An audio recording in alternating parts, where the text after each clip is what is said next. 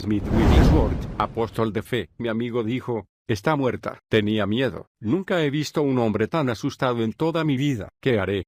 Me preguntó. Quizá ustedes piensen que lo que hice fue absurdo, pero me incliné sobre la cama y la saqué. La llevé al otro extremo del cuarto. La apoyé contra una pared y la sostuve en alto, porque ella estaba totalmente muerta. La miré a los ojos y le dije, en el nombre de Jesús, reprendo esta muerte. Todo su cuerpo, desde la coronilla hasta las plantas de sus pies, comenzó a temblar. En el nombre de Jesús, te ordeno que camines, le dije. En el nombre de Jesús, camina.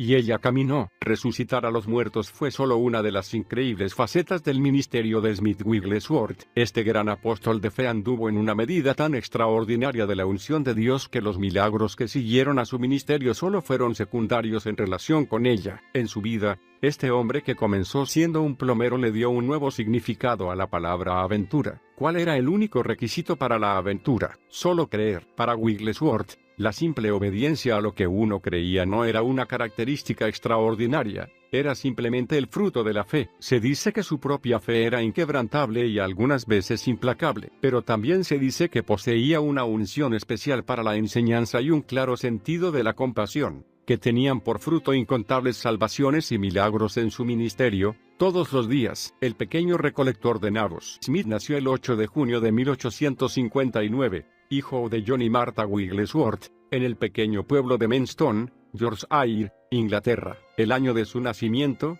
1859, ya era histórico. Hacía 2 años que el tercer gran despertar se desarrollaba en los Estados Unidos. William Booth se había distanciado de la religión organizada, formando el Ejército de Salvación, y la Iglesia de Gales estaba orando por un avivamiento. Que Smith fuera contado entre los otros grandes líderes cristianos como Booth en su época fue una idea que ni siquiera cruzaba las mentes de John y Martha, pero lo sería. Su hijo regresaría el fuego de Dios a una iglesia que había estado casi en cenizas durante cientos de años. La familia de Smith era pobre. Su padre trabajaba largas horas para sostener a su esposa, su hija y sus 3 hijos. Así que el niño comenzó a trabajar a los 6 años, arrancando nabos en un campo cercano. Era un duro trabajo. Sus manitas estaban lastimadas e hinchadas por haber estado arrancando nabos de la mañana a la noche. Pero esto contribuyó a formar en Smith la sólida ética de trabajo de su padre, de trabajar mucho y duramente para obtener su pago. Cuando Smith cumplió 7 años, fue a trabajar con su padre y otro hombre en un aserradero. Desde entonces,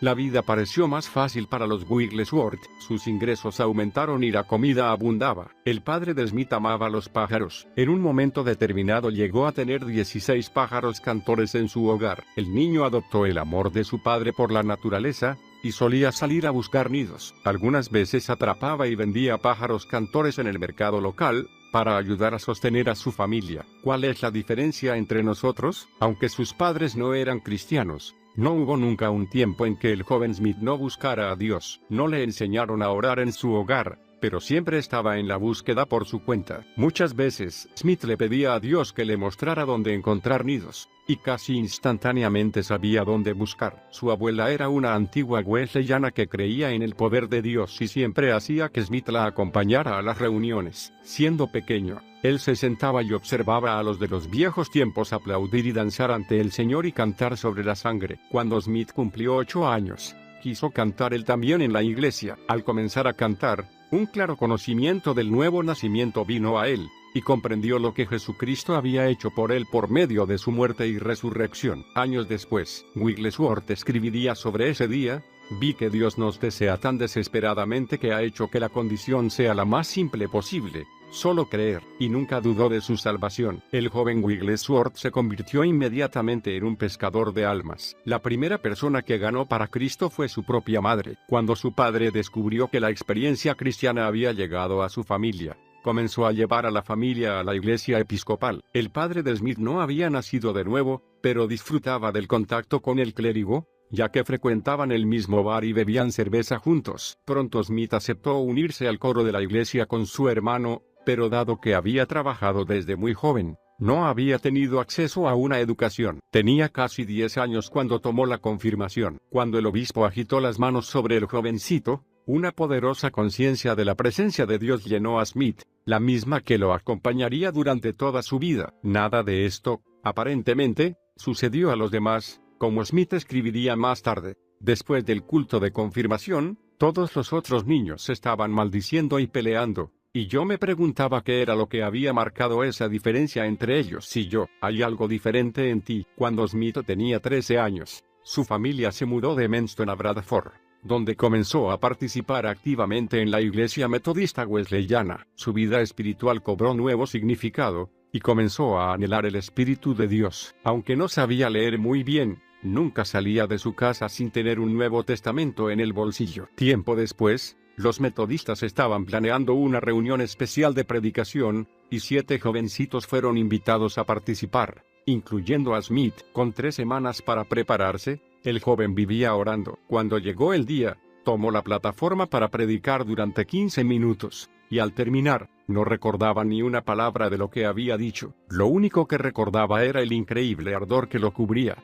y los gritos de aliento de la gente. Smith comenzó a testificar del Evangelio a todos los que conocía, pero no podía comprender por qué tantos parecían no tener interés alguno. En 1875, el Ejército de Salvación comenzó una obra en Bradford. Smith saltó de alegría al escuchar la noticia. Finalmente podría estar con un grupo de personas que compartían su amor por los perdidos. Así que se unió a los salvacionistas cuando estos llegaron, y pronto aprendió sobre el poder de la oración y el ayuno. El Ejército de Salvación lograba más resultados que cualquier otra iglesia en esa época, especialmente en el área de ganar almas. Muchas veces tenían vigilias de oración en las que se tendían, postrados, delante del Señor. Los primeros salvacionistas tenían gran autoridad espiritual, y esto se reflejaba en sus cultos. En las reuniones semanales, el grupo se reunía y reclamaba al menos de 50 a 100 personas para Dios, sabiendo que alcanzarían ese número y más. Docenas de personas conocieron a Jesús como su Salvador a través de la obra de Bradford. Cuando tenía 16 años, Smith conoció a un hombre de Dios en el aserradero,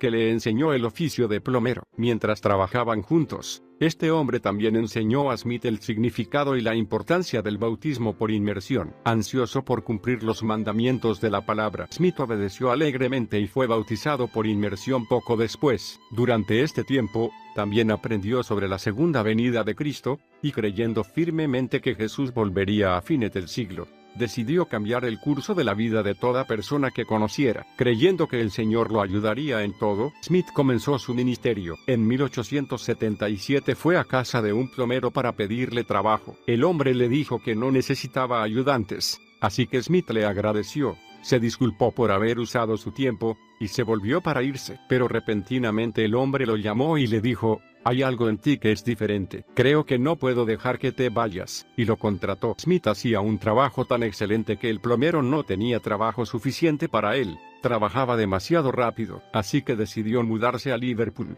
Con su experiencia en plomería, con el poder de Dios descansando firmemente sobre él, comenzó a ministrar a los niños de la ciudad y a predicarles el Evangelio, movido por su deseo de ayudarlos. Cientos de ellos venían al puerto donde Smith ministraba, sucios y hambrientos. Estos niños y niñas venían, y Smith se ocupaba de todos ellos. Aunque tenía buenos ingresos, nunca los gastaba en sí mismo, sino que los dedicaba a vestir y alimentar a sus pequeños amigos. Además de su ministerio a los niños, Smith y un amigo visitaban los hospitales y los barcos, testificando de Cristo. Smith oraba y ayunaba todo el día los domingos, y cada vez que ministraba al menos 50 personas eran salvas. El Ejército de Salvación lo invitaba constantemente a predicar en sus cultos, y mientras predicaba, siempre se quebrantaba y lloraba delante de la gente. Aunque deseaba tener la elocuencia de un Charles Spurgeon y otros exquisitos predicadores, fue su quebrantamiento lo que hizo que cientos de personas se acercaran al altar deseando conocer a Dios. ¿Quiénes son estos tontos? Uno de los grandes atributos de la vida de Smith Wigglesworth fue su esposa, Mary Jane Polly Featherstone. En las vidas de muchas grandes parejas que ministran, parecería que cuando uno de ellos es fuerte, el otro debe cumplir un rol menor para evitar o minimizar los conflictos. No era este el caso de los Wigglesworth. Polly era tan fuerte, o más, algunas veces, que su esposo nunca se negaba a acompañarlo, y Wigglesworth estaba de acuerdo. Smith dijo de ella: «Todo lo que soy hoy, se lo debo, por gracia de Dios, a mi preciosa esposa». Oh, ella era amorosa. Polly Featherstone provenía de una buena familia metodista. Aunque su padre era líder del movimiento de abstinencia, heredó una fortuna hecha con la venta de licor espera. fiel a sus convicciones anteriores, se negó a tocar un centavo de esa herencia manchada. Polly observó el estilo de vida de su padre y se hizo eco de su fuerte carácter y sus creencias sobre la santidad. Era, además, una mujer que decía lo que pensaba. Más tarde, Polly dejó la sociedad acaudalada que la rodeaba, y se marchó a la ciudad de Bradford a buscar fama y fortuna. Una vez allí, entró a servir en una familia numerosa. Un día, mientras estaba en la ciudad, escuchó trompetas y gritos en camino hacia donde se producían esos ruidos, y lo que vio la marcó: una reunión al aire libre. El Ejército de Salvación era una organización nueva en esa época.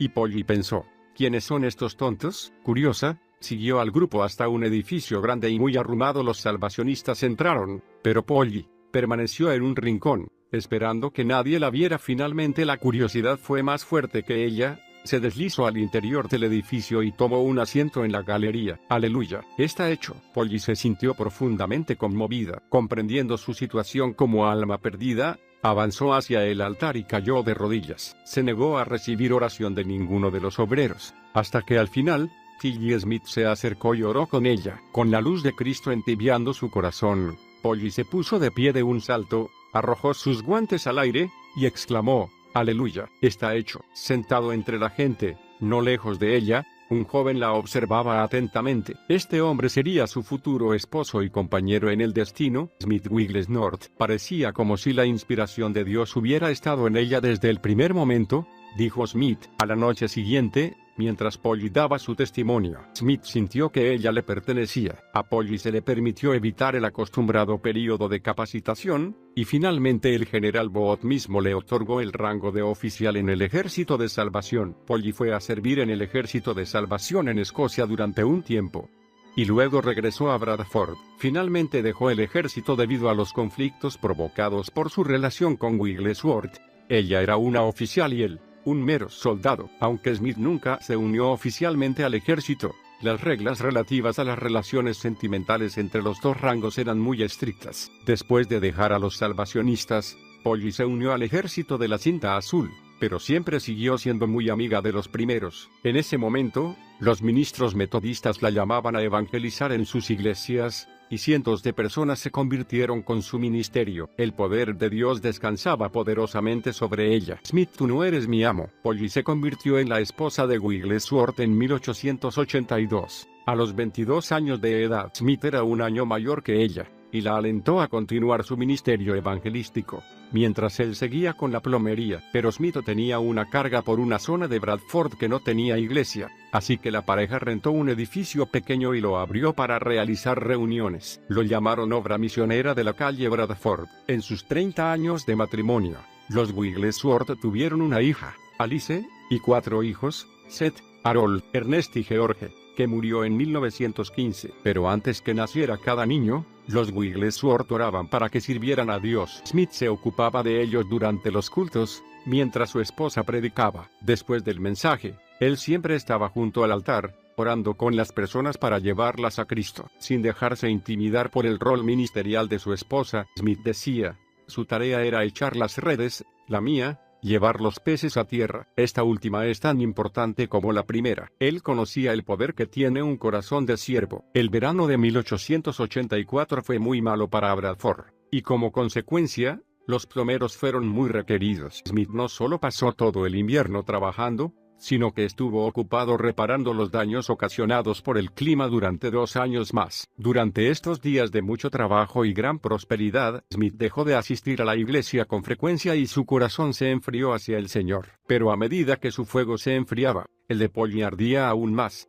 y su celo por Dios y su vida de oración jamás declinaron. La diligencia de su esposa para las cosas de Dios hacía que la lasitud de Smith fuera aún más visible, y llegó a irritarlo su misma presencia. Una noche, Polly regresó de la iglesia un poco más tarde que lo usual. Al entrar ella a la casa, Smith exclamó: «Yo soy el amo de esta casa, y no toleraré que vuelvas aquí a estas horas». Polly respondió dulcemente: «Sé que tú eres mi esposo, pero mi amo es Cristo». Enfurecido, Smith abrió la puerta de atrás, empujó a Polly afuera, y cerró con llave. Pero en su gran enojo había olvidado cerrar la puerta de adelante, así que Polly dio la vuelta a la casa, y entró por la puerta principal, riendo. Tanto reía, que Smith finalmente se rindió y rió con ella. Al reír, recibió una revelación en su corazón y en su mente. Entonces decidió pasar 10 días orando y ayunando para buscar la voluntad del Señor. Con un arrepentimiento desesperado y sincero, encontró el camino hacia la restauración. A donde llegas en la escala de Richter, la mujer es el termómetro del hogar, es un dicho muy cierto. Por ejemplo,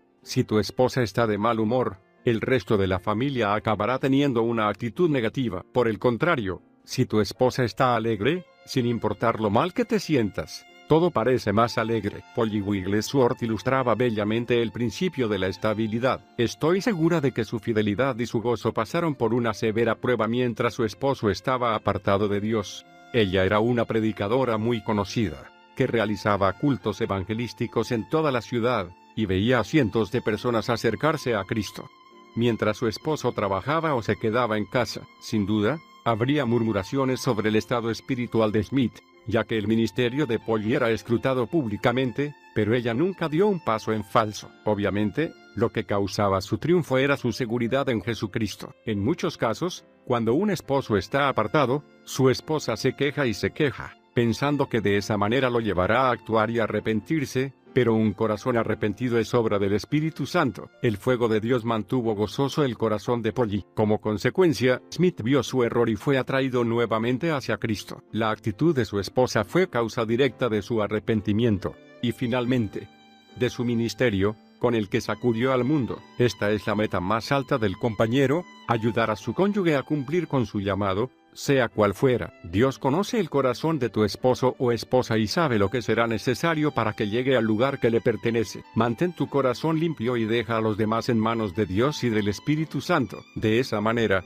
no perderás jamás. La primera sanidad. A fines del siglo XIX, Smith viajó a Leeds para comprar materiales para su trabajo de plomería. Mientras estaba allí, asistió a un culto en una iglesia donde se ministraba sanidad divina. Smith estuvo observando las maravillosas sanidades que se producían, y su corazón se conmovió. Entonces comenzó a buscar a los enfermos en Bradford, y pagaba sus viajes para ir a las reuniones de sanidad de Leeds. No se atrevía a contarle a su esposa lo que hacía, ya que temía que ella también se burlara, como otros lo hacían en su época, considerando que la sanidad divina era una muestra de fanatismo. Pero cuando Polly descubrió la verdad, escuchó atentamente el relato de Smith sobre las reuniones, y fue con él a Leeds, ya que ella misma necesitaba sanidad. Allí recibió la oración de fe y fue sana instantáneamente. Desde ese día en adelante, los Wigglesworth fueron apasionados de las verdades de la sanidad divina. Como resultado de esto, su iglesia en Bradford creció,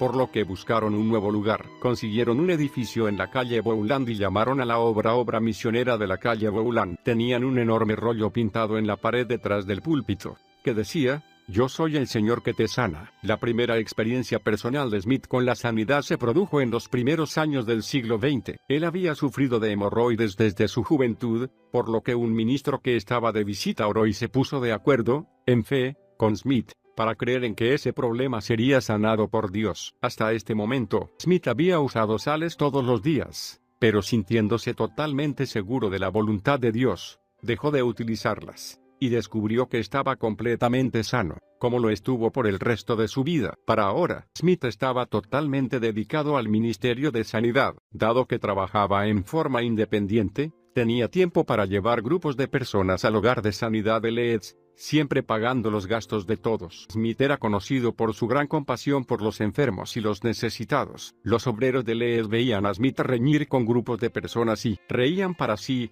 porque él no entendía que Dios podía sanar a los enfermos en Bradford, tal como lo hacía en Leeds. Empujado hacia el púlpito, comprendiendo que Smith necesitaba un empujoncito para comenzar su ministerio público, los líderes del hogar de sanidad de Leeds tomaron una decisión, y le pidieron que los reemplazara en el púlpito mientras ellos iban a la convención de Keswick. Smith dudó al principio, pero los ministros le aseguraron que él podía hacerlo. Así que se consoló pensando que simplemente podía hacerse cargo y que habría muchas otras personas que podrían predicar. Cuando llegó el día de ministrar, Smith estaba a cargo de la reunión, pero no había quien predicara. Todos estuvieron de acuerdo en que Smith debería hacerlo. Vacilando, comenzó a ministrar, y al terminar su mensaje, 15 personas se acercaron para que orara por su sanidad. Un hombre se acercó andando con un par de muletas, y cuando Smith oró por él, el hombre comenzó a saltar por todos lados, sin sus muletas, totalmente sano. Nadie estaba más sorprendido que Smith. A partir de esta reunión comenzaron a abrirse las puertas para que Smith predicara.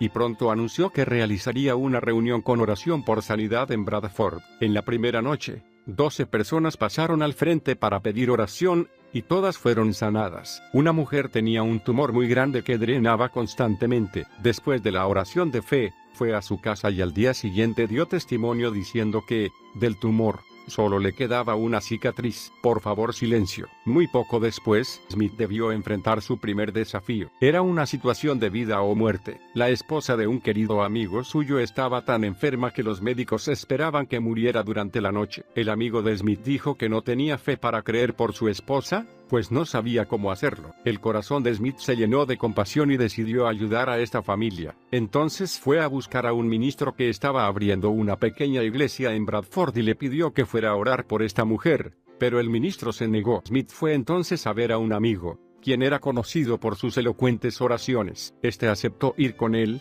y juntos fueron a casa de la mujer. Smith se sentía animado al tener a alguien acompañándolo, y exhortó a su amigo a que comenzara a orar tan pronto como entraran a la casa. Al ver el estado de debilidad de la mujer, su amigo siguió el consejo y comenzó a orar, pero no como Smith esperaba que lo hiciera. Este hombre comenzó a orar por la familia que quedaría sin ella, y continuó en un tono pesimista y negativo hasta que Smith gritó que se detuviera, pensando que lo peor había pasado. Smith pidió entonces al esposo de la mujer que orara, pero este lo hizo en forma tan patética como el primero. Finalmente, Smith ya no pudo soportarlo y gritó tan fuerte que se lo oyó desde la calle: «Señor, deténlo». El esposo de la mujer se detuvo. Entonces Smith tomó una botellita con aceite del bolsillo y derramó todo el contenido de la misma sobre el cuerpo de la mujer, en el nombre de Jesús. Allí, de pie junto a la cabecera de la cama, Smith tuvo su primera visión. Repentinamente, el Señor Jesús apareció. Yo tenía mis ojos abiertos y lo estaba contemplando. Él sonrió con una de esas sonrisas suyas tan dulces. Nunca he perdido esa visión, la visión de esa hermosa y suave sonrisa. Pocos minutos después de terminada esta visión, la mujer se sentó en su cama, llena de nueva vida. La mujer vivió para criar varios hijos y murió tiempo después que su esposo. Diablo, sal fuera. Mientras el hambre de Smith por la palabra crecía, él nunca permitió ninguna publicación en su hogar, ni cristiana ni secular, excepto la Biblia. Sentía que lo único que debía conocer era la palabra de Dios. Smith dijo de su esposa: «Ella vio cuán ignorante era yo, e inmediatamente comenzó a enseñarme a leer bien y a escribir, pero lamentablemente nunca logró enseñarme ortografía». La siguiente experiencia de Smith con una situación de vida o muerte se produjo en su propio cuerpo. Un día, lo atacó un dolor agudo y debió guardar cama. Dado que él y Polly habían acordado que no tendrían medicinas en su casa, decidió dejar su sanidad en manos de Dios. La familia oró toda la noche por un alivio, pero este no se produjo. Smith se sentía cada vez más débil, y finalmente dijo a su esposa: «Creo que esta es mi hora final. Para protegerte, deberías llamar a un médico». Polly, destrozada, envió a buscar a un médico, creyendo que había llegado el fin de su esposo. Cuando el médico llegó, sacudió la cabeza y le dijo que se trataba de una apendicitis, y que el cuadro había estado empeorando durante los últimos 6 meses. Continuó diciendo que los órganos de Smith estaban tan dañados que no había esperanza, ni siquiera con una cirugía. Mientras el médico se despedía, una mujer anciana y un joven entraron en el cuarto de Smith. Esta mujer creía en la oración de fe, y creía que toda enfermedad venía del diablo. Mientras oraba, el joven se subió a la cama, impuso ambas manos sobre Smith, y gritó: «Diablo, sal, en el nombre de Jesús». Para gran sorpresa de Smith, el diablo salió, y el dolor desapareció por completo. Por las dudas, la mujer y el joven oraron nuevamente por Smith, después de lo cual éste se levantó, se vistió y bajó. Entonces dijo a su esposa: «Estoy sano». ¿Entró algo de trabajo? Polly, totalmente atónita, escuchó su relato y luego le entregó un pedido de trabajo. Smith se puso inmediatamente a trabajar en el asunto, y la apendicitis nunca volvió a molestarlo. Están recibiendo demonios. En 1907 llegó otro punto crucial en la vida de Smith Wigglesworth. Él había oído que un grupo de personas en Sunderland habían sido bautizadas en el Espíritu Santo y hablaban en otras lenguas. Entonces decidió ver este fenómeno por sí mismo. Hasta este momento, Smith creía que él ya había sido bautizado en el Espíritu Santo, junto con su esposa. Seguía la creencia popular de esa época, en el sentido de que la santificación era el bautismo del Espíritu Santo. Entonces Smith recordó una situación anterior que lo había hecho arrepentirse y comenzar un ayuno de 10 días. Durante este ayuno, Smith había regresado al camino de Dios, y había experimentado un cambio definitivo en su vida. Se dice que, orando y llorando delante del Señor, se había consagrado para ser totalmente santificado. Cuando terminó el ayuno,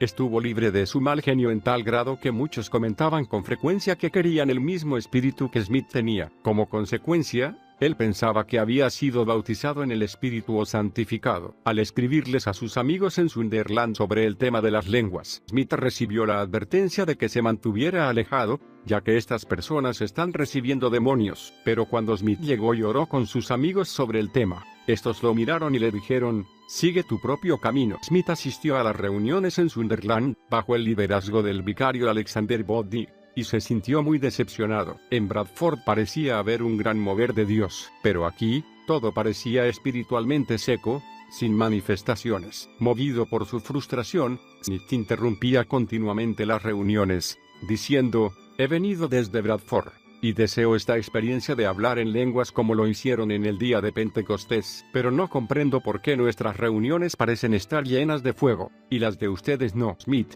desesperado en su búsqueda, interrumpió tantas veces las reuniones que finalmente fue disciplinado y expulsado del edificio. Bañado en el poder y la gloria, Smith, buscando a Dios con todo su corazón para experimentar este bautismo en el Espíritu Santo, fue a un centro de reuniones cercano del Ejército de Salvación para orar. 3 veces el poder de Dios lo abatió al suelo. Los salvacionistas le advirtieron sobre el hablar en lenguas, pero Smith estaba decidido a conocer a Dios en esa área. Durante 4 días estuvo delante del Señor esperando hablar en otras lenguas, sin resultados. Finalmente, desalentado en su espíritu, sintió que era hora de regresar a Bradford, pero antes de partir, se dirigió a la casa pastoral para despedirse de la esposa del vicario. La señora Boddy le dijo que tenía que regresar a su casa y que aún no había logrado hablar en lenguas. Ella le respondió: no es el hablar en lenguas lo que usted necesita, sino el bautismo. Smith le pidió que le impusiera las manos antes de partir. Ella oró una oración sencilla pero llena de poder,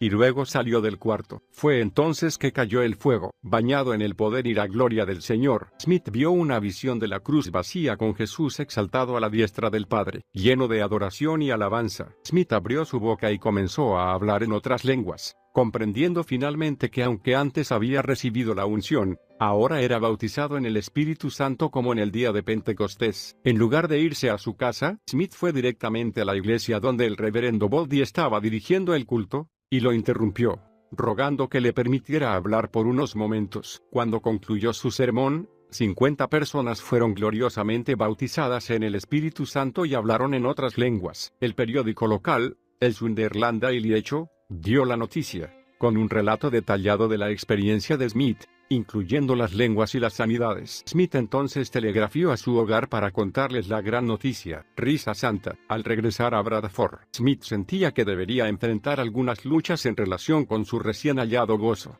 Y tenía razón. Tan pronto como cruzó el umbral, Polly le dijo firmemente: quiero que comprendas que yo estoy tan bautizada en el Espíritu Santo como tú, y no hablo en lenguas. El domingo predicarás tú, y veré qué hay en esto. Polly guardó su palabra, y cuando llegó el domingo, se sentó en el último banco de la iglesia. Mientras Smith se acercaba al púlpito, el Señor le dio el pasaje de Isaías 61, 1 al 3. Smith predicó con gran poder y seguridad mientras Polly se retorcía en el banco, diciéndose a sí misma: ese no es mi Smith, Señor. No es mi Smith. Al final del culto, un obrero se puso en pie y dijo que él deseaba el mismo tipo de experiencia que Smith había tenido. Cuando quiso sentarse, no logró dar con la silla y cayó al suelo. El hijo mayor de Smith se puso de pie para decir lo mismo, y al sentarse también fue a dar en el suelo. Pocos minutos después, 11 personas estaban en el suelo, riendo en el espíritu. Toda la congregación quedó inmersa en una risa santa mientras el Señor derramaba su espíritu sobre ellos. Este fue el comienzo del gran derramamiento en Bradford, en el que cientos de personas recibieron el bautismo del Espíritu Santo y hablaron en otras lenguas. Poco después que Polly fuera bautizada en el Espíritu Santo, los Wigglesworth salieron a recorrer el campo, respondiendo a invitaciones para ministrar. Donde quiera que iban, la convicción se apoderaba de las personas. Cierta vez, Smith entró en una verdulería para hacer compras, y 3 personas cayeron de rodillas, arrepentidas. En otra ocasión, 2 mujeres estaban trabajando en un campo, y Smith, al pasar, les gritó: ¿Son ustedes salvas? Ante la cual ambas dejaron caer sus baldes y clamaron a Dios. Un pacto económico con Dios. Durante los días que siguieron, Smith desarrolló el hábito de orar y ayunar. Pronto, comenzaron a llegar a su hogar cartas provenientes de todo el país, rogándole que fuera a orar por los enfermos. Él respondía a cada pedido que podía, y algunas veces, después de llegar en tren a una ciudad, tomaba una bicicleta y pedaleaba más de 15 kilómetros para alcanzar a alguna persona afligida. Con tal increíble avalancha de trabajo en el ministerio, Smith pronto vio cómo su trabajo de plomería declinaba. Lo llamaban fuera de la ciudad tantas veces que sus clientes se veían obligados a buscar otro plomero. Cada vez que Smith regresaba a Bradford había menos trabajo. Cierta vez, al regresar antes de lo pensado de una convención, Smith descubrió que la mayoría de sus clientes habían conseguido otros plomeros para solucionar sus problemas. Había una viuda que no había conseguido a nadie, por lo que Smith fue directamente a su casa y arregló el problema, además de reparar el techo de la casa que estaba dañado. Cuando ella le preguntó cuánto le debía, él respondió: «No recibiré ningún pago de usted. Este es mi último trabajo como plomero, y lo entrego como ofrenda a Dios». Con esa declaración, Smith pagó sus deudas, cerró el negocio, y comenzó a ministrar de tiempo completo. A pesar de las historias de pobreza que había escuchado, él creía que Dios proveería en abundancia mientras él le sirviera fielmente. Confiando en esta sociedad con Dios, puso una condición: las suelas de mis zapatos nunca deben dar vergüenza, y nunca deberé usar pantalones con las rodillas rotas. Le dije al Señor: si sucede alguna de estas 2 cosas, volveré a ser plomero. Dios nunca dejó de proveer para todas sus necesidades. Smith nunca volvió a trabajar como plomero. Déjala ir. Uno de los dolores más grandes en la vida de Smith estaba a punto de ocurrir. Mientras esperaba en la estación del tren para partir hacia Escocia, Wigglesworth recibió una noticia devastadora. Polly se había desplomado a causa de un ataque cardíaco mientras regresaba de la obra misionera de la calle Bowland. Smith corrió a su lado y descubrió que su espíritu ya había partido para estar con el Señor.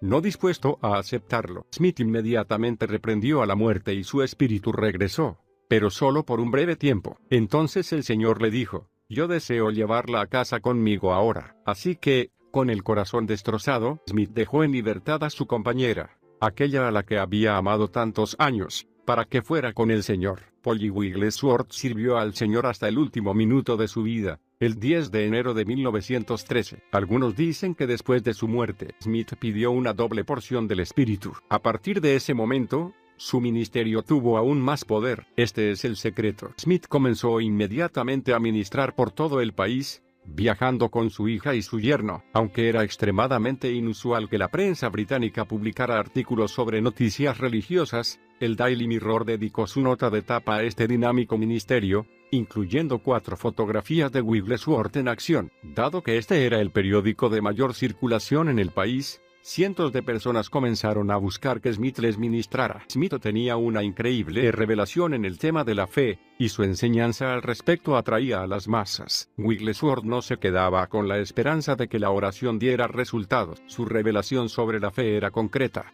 y ablandaba aún los más duros corazones para llevarlos al amor de Jesucristo. La teoría de Smith sobre la fe era simple: solo creer. Él no pensaba que Dios tuviera favoritos. Uno de sus principales ejemplos al respecto era tomado del Nuevo Testamento, en que Juan es destacado como el discípulo a quien Jesús amaba. Según Wigglesworth, el hecho de que Juan se recostara contra el pecho de Jesús no significaba que fuera su favorito. El factor que llamaba la atención en Juan era su relación y su dependencia de Jesús. Smith proclamaba constantemente: hay algo en el hecho de creer en Dios, que hace que Él esté dispuesto a pasar por alto a 1 millón de personas solamente para ungirte a ti. Muchos libros se han escrito tratando de descubrir el secreto del poder de Wigglesworth, pero la respuesta es muy simple. Su gran fe provenía de su relación con Jesucristo. De esa relación partía la respuesta de Smith para toda situación que debió enfrentar en su vida. Dios no tiene favoritos. Él trabaja a través de quienes creen en Él. Nunca llegó demasiado tarde. Los métodos de Smith eran frecuentemente malentendidos y criticados. Las críticas jamás lo afectaron,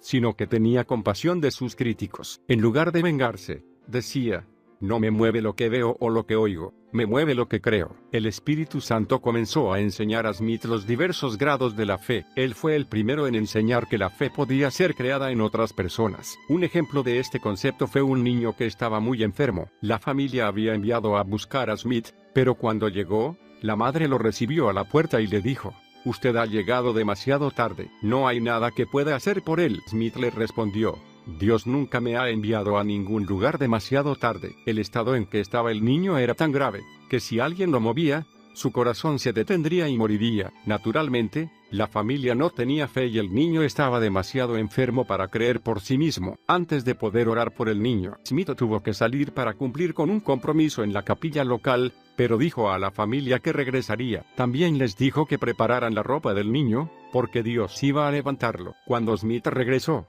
la familia no había hecho lo que él les había pedido. Y al ver su fe, se sintieron avergonzados y prepararon la ropa del niño. Entonces Smith les pidió que solamente le pusieran medias en los pies. Después, ya dentro del cuarto del niño, Smith cerró la puerta y dijo al niño sin vida que le iba a suceder algo diferente de todo lo que había ocurrido antes. Cuando coloque mis manos sobre ti, la gloria del Señor llenará este lugar, hasta que yo ya no pueda estar de pie, caeré sin remedio al suelo. Tan pronto como Smith tocó al niño, el poder de Dios llenó el cuarto y fue tan fuerte que Smith cayó al suelo. De repente, el niño comenzó a gritar: esto es para tu gloria, Señor. Smith todavía estaba en el suelo cuando el niño se levantó y se vistió solo. Luego abrió la puerta y gritó: papá, Dios me sanó, estoy sano. Tal fue la gloria que llenó la casa, que también el padre y la madre cayeron al suelo. Su hermana, que había sido dada de alta de un hospicio, fue completamente sana en su mente. Todo el pueblo se conmovió, y comenzó un avivamiento que se extendió por toda la ciudad. En ese día milagroso, Smith aprendió cómo transferir fe por medio de la imposición de manos. Su ministerio jamás volvería a ser el mismo, porque había aprendido un nuevo grado de la fe. La fe podía ser creada y transferida a la vida de otra persona. Corre, mujer, corre. A medida que su fe comenzaba a aumentar, el Señor le mostró otro principio: la fe debe traducirse en acción. Hasta entonces, el creyente promedio parecía creer que Dios se movía solamente en forma soberana, y que él no tenía intervención alguna. El ministerio de Smith Wigglesworth trajo nueva luz a esta zona oscura. Por medio de su profunda relación con el Señor, comenzó a notar en la Biblia que las personas que recibían de Dios habían actuado según su palabra para producir resultados. Así, su ministerio comenzó a adoptar esta operación de fe en cada culto. Al comienzo de sus llamados al altar, Smith decía: si usted adelanta solo un pie, será bendecido. Si avanza 1 metro, recibirá más. Si viene hasta la plataforma, oraremos por usted, y Dios satisfará sus necesidades con su provisión. Esta fue la verdad central de su ministerio en relación con la fe, una verdad que muchos llamaron despiadada. Las acciones de Smith Wigglesworth eran producto de una gran compasión y una fe sólida como la roca en Dios. El cristiano debe actuar como consecuencia de lo que cree para recibir la manifestación, y algunas veces Smith debía iniciar la acción para algunas personas. Él llamaba a esta clase de ministerio como una sanidad minorista, más que nada porque su propia fe contribuía en gran manera a la acción individual de la persona. Por ejemplo, en una reunión en Arizona, una joven respondió al llamado para sanidad, ya que sufría mucho debido a la tuberculosis. Cuando ella avanzó por el pasillo, Smith le dijo: ahora voy a orar por ti, y luego correrás por el pasillo. Entonces oró y luego dijo: corre, mujer, corre. Pero la mujer dijo: es que no puedo correr, apenas puedo tenerme en pie. No me contestes, haz lo que digo. Ella dudaba, por lo que Smith saltó de la plataforma, la tomó por el brazo, y comenzó a correr. Ella se aferró a él hasta que tomó velocidad, y luego salió corriendo por el auditorio sin esfuerzo alguno. Había otra mujer en la misma reunión, cuyas piernas estaban atadas por la ciática. Smith le dijo que corriera, y ella dudaba tanto que él la empujó. Luego corrió por el edificio con la mujer aferrada a su brazo. Finalmente, el poder de Dios se transfirió a su acción, y fue completamente liberada. La mujer llegó caminando a todas las demás reuniones, negándose a tomar un coche, feliz de poder utilizar a pleno sus piernas otra vez. Papá, me recorre todo el cuerpo. Algunas veces, en su ministerio, Smith usaba otro enfoque para actuar sobre la fe. Leía porciones de la Biblia, y luego las representaba por sí mismo. Muchas veces hacía banquetes para alimentar a los cojos y los hambrientos, y los obreros de la obra misionera de Bowland servían la comida. También presentaba testimonios de sanidades como entretenimiento en los banquetes, y los asistentes se conmovían hasta las lágrimas. En el primer banquete, Smith sentó el precedente de lo que seguiría. Al cerrar la primera reunión, dijo: esta noche los hemos dado entretenimiento, pero el sábado próximo habrá otra reunión. Los que están atados y han venido en sillas de ruedas, los que han gastado todo su dinero en médicos y no han mejorado, ellos nos entretendrán con sus historias de liberación que recibirán hoy en el nombre de Jesús. Y luego preguntó: ¿quién quiere ser sanado? Naturalmente, todos querían. Una mujer que había venido en silla de ruedas regresó a su casa caminando, y un hombre que había sufrido de epilepsia durante 18 años fue instantáneamente liberado y 2 semanas después, estaba trabajando. Un jovencito encerrado en un aparato ortopédico fue instantáneamente sanado cuando el poder de Dios lo tocó, y comenzó a gritar: papá, papá, papá, me recorre todo el cuerpo. Semana tras semana, corría la voz de los milagros de sanidad de los cultos anteriores entre los enfermos y afligidos, atrayéndolos al banquete. ¡Qué tremendo avivamiento se produjo entre ellos!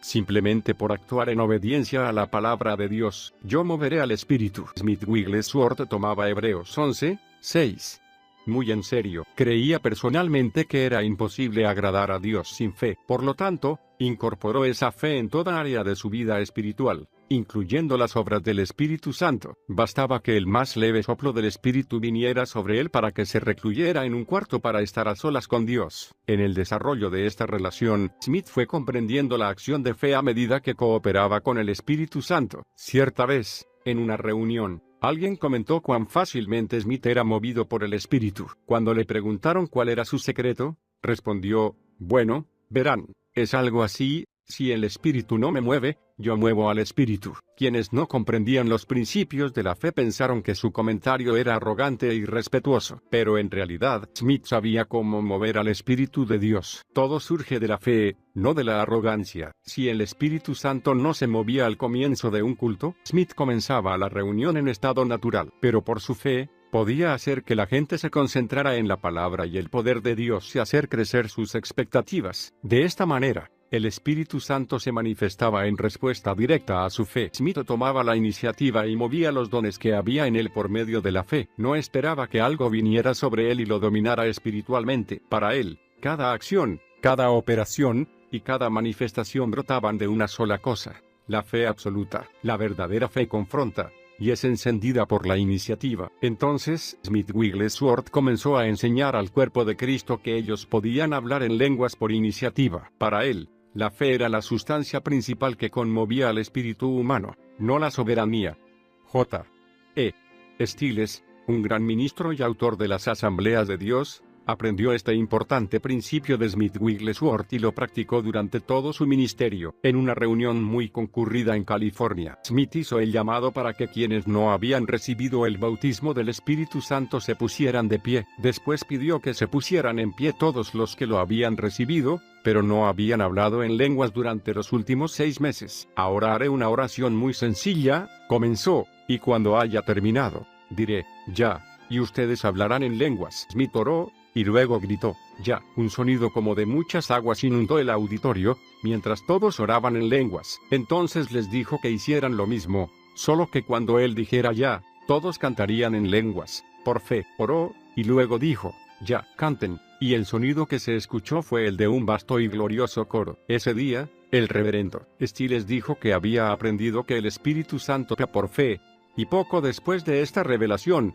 lanzó su ministerio internacional. Otro secreto: Smith Wigglesworth fue un hombre movido grandemente por la compasión. Recibía pedidos de oración de todas partes del mundo, y tenía poca paciencia para con los demonios, especialmente cuando estos se atrevían a interrumpir sus reuniones. Clamaba a Dios y lloraba por las personas que los habían enviado. Muchas veces, cuando ministraba a los afligidos, corrían lágrimas por sus mejillas. También era muy tierno con los niños y los ancianos. En sus cultos, cuando el calor se hacía casi insoportable, sentía gran compasión y llamaba a los niños y a los ancianos para orar primero por ellos. Como demostración de las verdades de Hechos 19, 11 y 12, Miles y miles de personas fueron sanadas cuando Smith oraba y enviaba pañuelos a quienes no podía visitar. Un amigo íntimo habló de la sinceridad y compasión que Smith reflejaba, diciendo, cuando llegaba el momento de abrir las cartas, teníamos que detener todo lo que estábamos haciendo, y tomar la carga. No había nada apresurado ni descuidado en sus métodos. Todos los que estábamos allí debíamos unirnos a las oraciones e imponer las manos sobre los pañuelos que se enviaban a los afligidos. Eran tratados como si los que habían escrito las cartas estuvieran allí mismo, en persona. Trátelo como a un perro, comprendiendo que la fuente de donde surgían todos los milagros de Cristo era su compasión. Smith se volvió directamente agresivo para deshacer las obras del diablo. Su única meta era sanar a todos los oprimidos y enseñar al cuerpo de Cristo a tratar con el diablo sin miramientos. Cierta vez,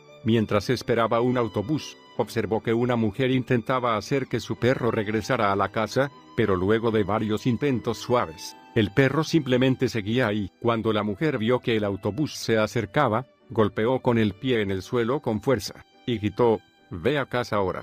Y el perro corrió a casa con la cola entre las patas. «Así hay que tratar al diablo», dijo Smith, en voz alta como para que todos lo oyeran. Tenía poca paciencia para con los demonios, especialmente cuando estos se atrevían a interrumpir sus reuniones. Cierta vez estaba dirigiendo una reunión, y no lograba liberarse para predicar, así que comenzó a gritar. Nada sucedió. Se quitó el saco, y seguía sin suceder nada. Smith preguntó entonces al Señor qué era lo que andaba mal, y al hacerlo, el Señor le mostró una fila de personas que estaban sentadas juntas en un banco, tomadas de las manos. Smith supo inmediatamente que se trataba de espiritistas que tenían como objetivo destruir la reunión. Smith comenzó a predicar y bajó de la plataforma hacia el lugar donde estaban sentadas esas personas. Entonces se tomó del banco y ordenó al diablo que se fuera. Todo el grupo cayó al suelo en un montón y luego salió del templo corriendo en total desorden. Cuando echaba fuera demonios, Smith tenía plena confianza y seguridad en su fe. Las oraciones no debían ser largas. Si la oración era de fe, la respuesta era segura. Autoridad internacional. El Ministerio Internacional de Smith, que comenzara en 1914, estaba funcionando a pleno en 1920. Aunque la persecución contra él era fuerte, nunca pareció ser un tema demasiado importante en su ministerio. Al contrario de algunos ministros, hay más escritos sobre sus fortalezas y milagros que de sus problemas y persecuciones. Quizá esto se deba a su extraordinaria fe. Smith se quitaba de encima las críticas como si fueran polvo sobre su abrigo, sin siquiera darles un momento de su tiempo. En Suecia, en 1920, los médicos y las autoridades creyeron que podrían limitar el ministerio de Wigglesworth, y le prohibieron imponer las manos sobre las personas. Pero esto no lo preocupó. Él sabía que Dios respondía a la fe, no a los métodos. Después de terminada la reunión, Smith indicó a las personas presentes que se impusieran las manos a sí mismas y creyeran que serían sanadas. Mientras él oraba, multitudes de personas fueron sanadas instantáneamente. Smith llamaba a estas sanidades a gran escala sanidad mayorista. En un mismo año, Smith fue arrestado 2 veces en Suiza, por ejercicio ilegal de la medicina. La tercera vez, los oficiales llegaron a la casa del ministro pentecostal para arrestar a Wigglesworth, y el ministro les dijo, «El señor Wigglesworth no está aquí en estos momentos, pero antes que lo arresten, quisiera mostrarles el resultado de su ministerio en este lugar». Entonces los llevó hasta la parte baja de la ciudad, al hogar de una mujer a la que ellos habían arrestado muchas veces. Al ver la manifestación de la completa liberación de esta mujer, y su fe en Jesucristo, los oficiales se conmovieron. Se volvieron hacia el ministro y le dijeron, «No queremos detener esta obra. A este hombre tendrá que arrestarlo otra persona». Y otra persona lo hizo. Pero ya avanzada la noche, vino un oficial y le dijo, «No encuentro ningún delito en usted. Puede irse». A esto, Smith contestó, «No, solo me iré con una condición, que todos los oficiales que están aquí se pongan de rodillas, y yo oraré por ustedes». Pentecostés. Para 1921, el ministerio de Wigglesworth estaba floreciendo. Su hogar estaba inundado de invitaciones para ministrar en otros países, embarcándose en el más largo viaje de toda su vida. Aunque Smith era muy popular en Europa y Estados Unidos, nadie pareció notar su llegada a Colombo, Ceilán, Sri Lanka. Pero pocos días después, las multitudes llenaban el edificio tratando de conseguir un lugar. Muchos quedaron afuera. Cuando la reunión terminaba, Smith pasaba por entre medio de miles de personas, tocándolas y creyendo en el poder de Dios con ellas. Según los relatos, Decenas de personas fueron sanadas con el solo paso de su sombra por encima de ellas. En 1922 viajó a Nueva Zelanda y a Australia. Algunos creen que las reuniones de Smith fueron el punto de partida de las iglesias pentecostales en estos dos países. Aunque solo pasó unos meses allí, miles de personas fueron salvas, sanadas y llenas del Espíritu Santo con la evidencia de hablar en lenguas. Australia y Nueva Zelanda experimentaron así el mayor avivamiento espiritual que jamás hubieran conocido. ¿Puedes bendecir a un cerdo? El doctor Lester Sumrall, de South Bend, Indiana, relató cierta vez un incidente humorístico ocurrido en uno de sus viajes con Smith. Cierta vez, en Gales, les habían preparado una cena, y sucedió que la entrada era cerdo asado. Cuando pidieron a Smith que bendijera los alimentos, este dijo en voz alta: «Señor, si puedes bendecir lo que has maldecido, entonces bendice este cerdo». El humor y la osadía de Smith causaron gran impresión en Sumrall. El doctor Sumrall solía reírse al compartir esta historia conmigo. Una controversia no publicada, aunque muchas iglesias se organizaron como resultado de sus reuniones. Smith Wigglesworth prefirió no identificarse con ninguna denominación durante todo su ministerio. En su corazón estaba el deseo de alcanzar a toda persona, sin importar su doctrina. Nunca quiso dejarse influir por ninguna denominación en particular. Una controversia poco conocida que surgió en la vida de Smith profundizó su resolución de llevar a cabo un ministerio independiente. En 1915, se había hecho miembro de la Unión Misionera Pentecostal. El Consejo Gobernante de la Unión no era una denominación, ni impartía licencias ministeriales ni ordenaciones. Simplemente era una cubierta para ministerios de fe similar. Smith sirvió con la UMP hasta que se vio obligado a renunciar, en 1920. En ese momento, Smith era viudo hacía 7 años y se había hecho amigo de una mujer, la señorita Amphlett. Smith le dijo que sentía que tenía una afinidad espiritual con ella, pero la señorita Amphlett rechazó la idea, y ella y otra mujer escribieron una carta quejándose a la UMP. Esta carta era dirigida a Cecil Polil, quien notificó a los otros miembros del consejo junto con el secretario del mismo, el señor Mundell. Aunque la UMP tenía una posición muy estricta en lo relativo a las relaciones entre hombres y mujeres, Smith Wigglesworth estaba seguro de que lo apoyarían a pesar de las acusaciones. Pero cuando la UMP leyó la carta de la señorita Amphlett, el señor Polil se apresuró a escribir a Smith solicitándole que renunciara a su puesto en el consejo, y diciendo que este organismo creía que Smith debería abstenerse de participar en la obra pública del Señor por un tiempo prolongado, y buscar volver a su posición delante del Señor y del hombre, con un período de vida tranquila y concentrada en Dios, mostrando de esa manera obras de arrepentimiento. Smith cumplió con la solicitud de presentar su renuncia, aunque creía que las dos mujeres se habían unido en su contra para arruinar su obra. En realidad, Smith se sentía tan decepcionado por Polil, por permitir que la situación se exagerara de tal manera, que escribió directamente al secretario del consejo, el señor Mundell: «Creo que el señor Polil se ha pasado del límite esta vez. Están haciendo que parezca como si yo hubiera cometido adulterio o fornicación, de lo cual soy inocente. He actuado tontamente y Dios me ha perdonado». Esto fue arreglado en forma espiritual y después, en la iglesia y con el señor Polil, y él debería haber dado por concluido el asunto. En otra carta escrita al señor Polil, Smith escribió: «Dios arreglará todo. La buena mano de Dios está sobre mí, y viviré para ver esto terminado. Esta semana, Dios ha reprendido al opresor por medio de su siervo. Yo seguiré adelante, estimado hermano, y le pediré que se cuide de que la obra de Dios no sufra tropiezo por causa de usted, y que en este momento actúe hacia mí como quisiera que otro actuara hacia usted. No se moleste en enviarme nada para firmar. Ya he firmado mi carta a usted, y eso es todo». A partir de ese momento, Smith Wigglesworth estuvo continuamente en movimiento, respondiendo a invitaciones para ministrar en todo el mundo, y para evitar cualquier otra acusación de la misma naturaleza, Smith siempre viajaba con su hija,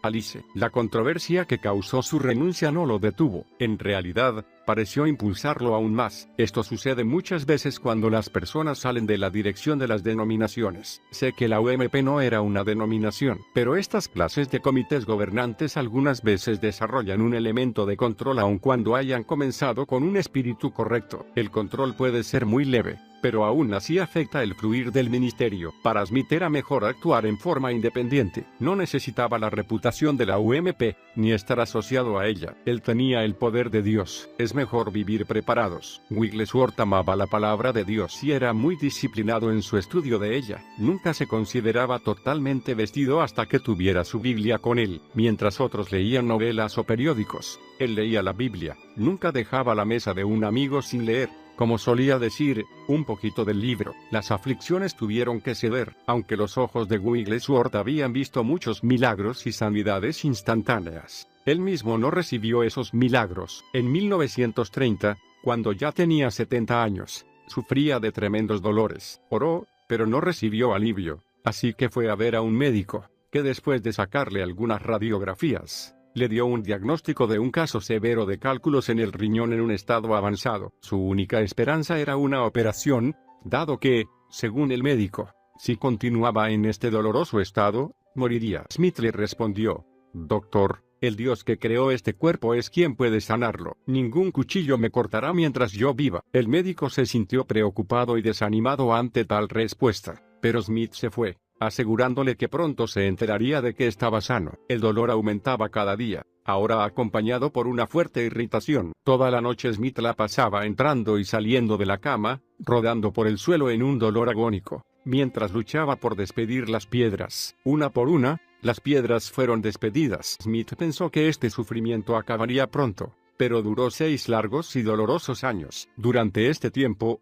nunca dejó de asistir a las reuniones programadas. Con frecuencia ministraba 2 veces por día. En algunas reuniones, oraba por hasta 800 personas mientras se retorcía de dolor él mismo. Algunas veces abandonaba el púlpito cuando el dolor se volvía insoportable, para luchar en el baño mientras despedía otra piedra. Luego regresaba a la plataforma y continuaba con la reunión. Con frecuencia se levantaba de su propia cama para ir a orar por la sanidad de otros. Muy pocos sabían que él mismo estaba atravesando la más grande prueba de su vida. Algunas veces perdía tanta sangre que su rostro estaba pálido y tenía que envolverse en mantas para recobrar calor. Después de los 6 años, tenía más de 100 piedras en una botella de vidrio. El yerno de Smith, James Salter, le dio un gran tributo, viviendo con él, compartiendo su dormitorio, como muchas veces lo hicimos en esos años. Nos maravillábamos ante el celo indomable de su fogosa predicación y su compasivo ministerio a los enfermos. No solo soportó esas agonías, sino que hizo que sirvieran al propósito de Dios y se gloriaba en y sobre ellas. Me tienen en vista. 2 años después de iniciada su batalla contra los cálculos en los riñones, Smith no se daba por vencido. En cambio, en 1932, pidió a Dios 15 años más para servirle. Dios le otorgó lo que había pedido, y durante esos años, visitó gran parte de Europa, Sudáfrica y Estados Unidos. Su más grande gozo era ver la palabra confirmada con señales y prodigios, a través de la fe de la gente. Su principal meta era que las personas vieran a Cristo, no a Smith Wigglesworth. Durante su último mes de vida, se sentía triste, como lo demuestran estas palabras: «Hoy, en el correo, recibí una invitación a ir a Australia, una a la India y Ceilán, y otra a los Estados Unidos. La gente me tiene en vista». Entristecido, comenzó a llorar. Pobre Wigglesworth, qué fracaso, pensar que la gente me tiene en vista. Dios nunca dará su gloria a otro, Él me sacará de escena. Y no fue más, porque Dios lo llevó. 7 días después, Smith Wigglesworth viajó para asistir al funeral de un ministro amigo. En el camino,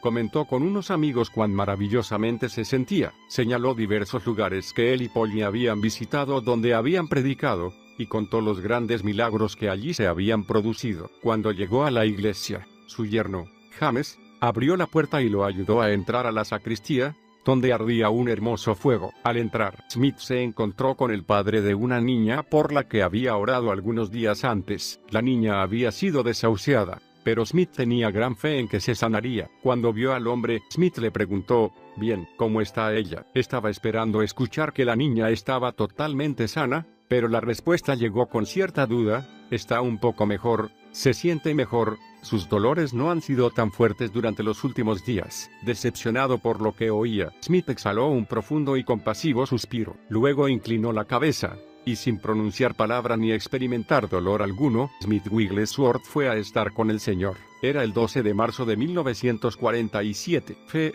compasión y milagros. Mientras yo ministraba a la gente que formaba fila para que orara por ellos, hace unos años, vino a verme un hombre con lágrimas en los ojos. Él me contó del poder que había experimentado en las reuniones de la Voz de Sanidad. El poder de Dios en esas reuniones le había dado libertad. Entonces dijo algo que jamás olvidaré mientras viva. ¿Es que no hay nadie que ande en el poder como lo hacían entonces? ¿No hay nadie que pueda liberarme? ¿No hay nadie así en la actualidad? ¿Acaso el poder de Dios en que anduvo Smith Wigglesworth ha dejado la tierra? ¿Se fue con él cuando él murió? Por supuesto que no. El mismo poder con el que operaba Wigglesworth está a nuestra disposición hoy. No necesitamos más poder, solo necesitamos utilizar nuestra fe y compasión para que ese poder opere. Wigglesworth operó con la fe más osada que yo jamás haya visto desde el libro de los Hechos, pero esa fe era encendida por la compasión. Smith le tomó la palabra a Dios y se dejó mover por su compasión hacia las personas. Y esa combinación produce milagros. El desafío ahora ha pasado a nuestra generación. Dios ha convocado a hombres y mujeres para que invadan ciudades y naciones con el poder del cielo. ¿Responderás al llamado de Dios? ¿Te atreverás a solo creer? ¿Se conmueve de tal manera tu corazón por las multitudes, que tomes la palabra a Dios y salgas a servir? Que se diga de nuestra generación: